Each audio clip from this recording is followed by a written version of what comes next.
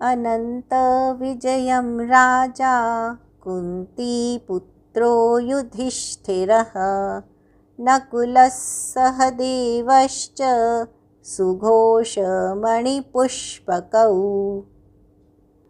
कुंती पुत्र राजा युधिष्ठिर ने अनंत विजय नामक शंख बजाया। कर्तव्य रूपी कुंती और धर्म रूपी युधिष्ठिर। धर्म पर स्थिरता रहेगी तो अनंत विजय अनंत परमात्मा में स्थिति दिलाएगा। प्रकृति पुरुष क्षेत्र क्षेत्रज्ञ के संघर्ष में स्थिर रहता है, महान दुख से भी विचलित नहीं होता। तो एक दिन जो अनंत है, जिसका अंत नहीं है, वह है परम तत्व परमात्मा, उस पर विजय दिला देता है। नियम रूपी नकुल ने सुघोष नामक शंख बजाया। ज्यों ज्यों नियम उन्नत होगा, अशुभ का शमन होता जाएगा, शुभ घोषित होता जाएगा। सत्संग रूपी सहदेव ने मणिपुष्पक शंख बजाया। मनीषियों ने प्रत्येक श्वास को बहुमूल्य मणि की संज्ञा दी है।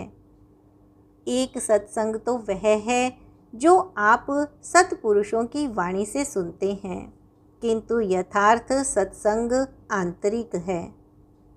श्री कृष्ण के अनुसार आत्मा ही सत्य है, सनातन है। चित्त सब ओर से सिमटकर आत्मा की संगत करने लगे, यही वास्तविक सत्संग है। यह सत्संग चिंतन, ध्यान और समाधि के अभ्यास से संपन्न होता है। ज्यों ज्यों सत्य के सानिध्य में सूरत टिकती जाएगी, त्यों त्यों एक एक श्वास पर नियंत्रण मिलता जाएगा। मन सहित इंद्रियों का निरोध होता जाएगा। जिस दिन सर्वथा निरोध होगा, वस्तु प्राप्त हो जाएगी।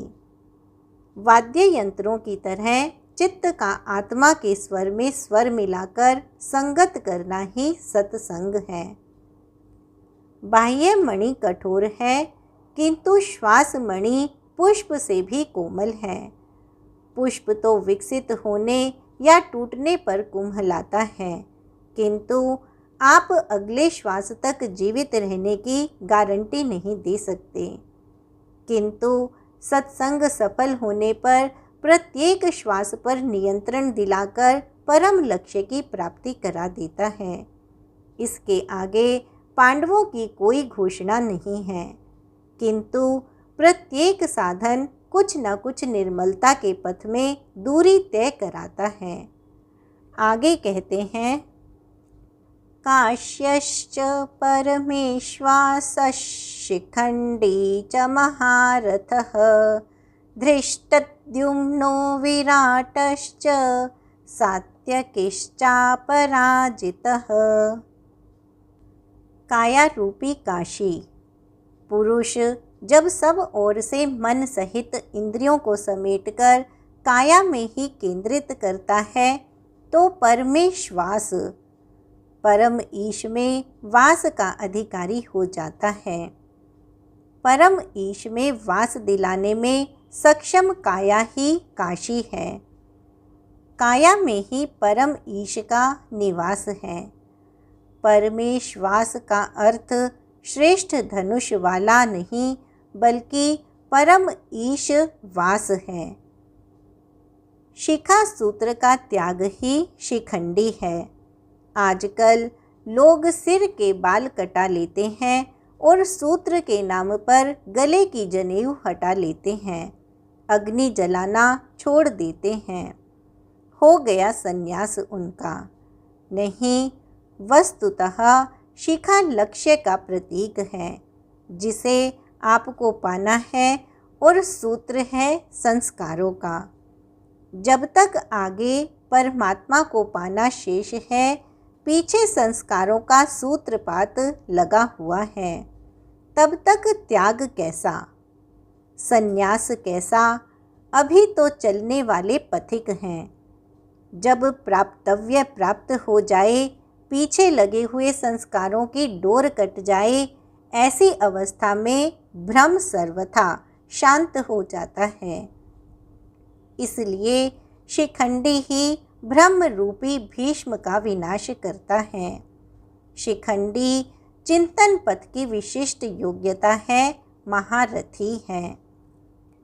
धृष्टद्युम्न दृढ़ और अचल मन तथा विराट सर्वत्र विराट ईश्वर का प्रसार देखने की क्षमता इत्यादि दैवी संपद के प्रमुख गुण हैं। सात्विकता ही सात्यकी है। सत्य के चिंतन की प्रवृत्ति अर्थात सात्विकता यदि बनी है तो कभी गिरावट नहीं आने पाएगी, इस संघर्ष में पराजित नहीं होने देगी। द्रुपदो द्रौपदेयाश्च सर्वशः पृथिवीपते सौभद्रश्च महाबाहुः शंखान् दद्मुः पृथक् पृथक्। अचल पददायक द्रुपद और ध्यान रूपी द्रौपदी के पांचों पुत्र सहृदयता, वात्सल्य, लावण्य, सौम्यता, स्थिरता, साधन में महान सहायक महारथी हैं तथा बड़ी भुजा वाला अभिमन्यु, इन सब ने पृथक पृथक शंख बजाए। भुजा कार्य क्षेत्र का प्रतीक है।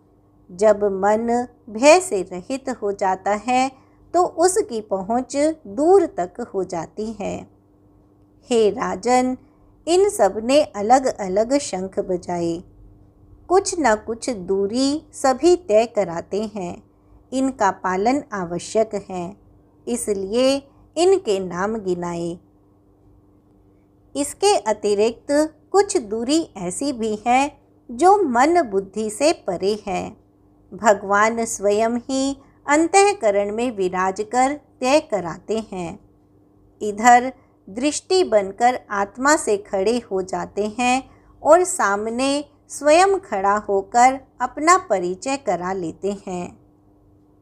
सघोषोधार्तराष्ट्राणां हृदयानि व्यदारयत् नभश्च पृथिवीं चैव तुमुलो व्यनुनादयन्।